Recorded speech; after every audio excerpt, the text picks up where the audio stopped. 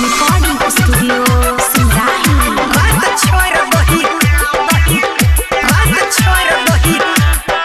तीन बेरा दिन लतोगे छौड़ी ससुर जाबे भतरा गिने गिन लतोगे छौड़ी ससुर जाबे भतरा गिने गिन लतोगे रात छोड़ दही तीन बेरा दिन लतोगे रात छोड़ दही तीन बेरा दिन लतोगे स्वाद मीठा कबो नमकीन लतोगे रात छोड़ दही तीन बेरा दिन लतोगे रात छोड़ दही तीन बेरा दिन लतोगे सुमित सतीश वर्मा।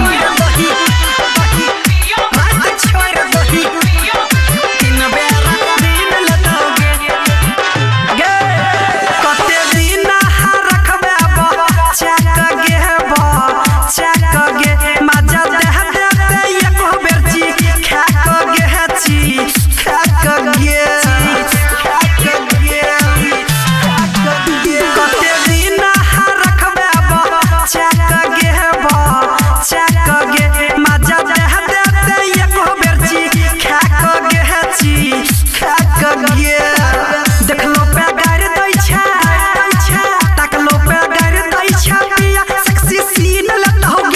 रात छोड़ दही तीन बेरा दिन लतोगे रात छोड़ दही तीन बेरा दिन लतोगे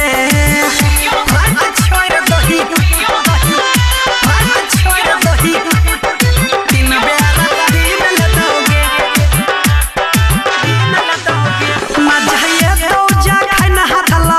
गेतोगे भीतर जेतो तोरा नहीं बुझेतोगे नहीं दू खेतोगे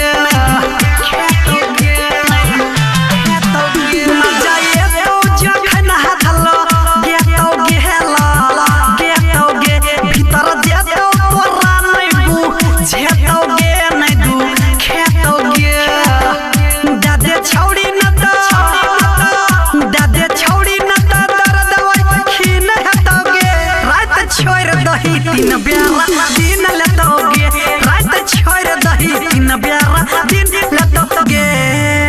बुझल कि नहीं गे।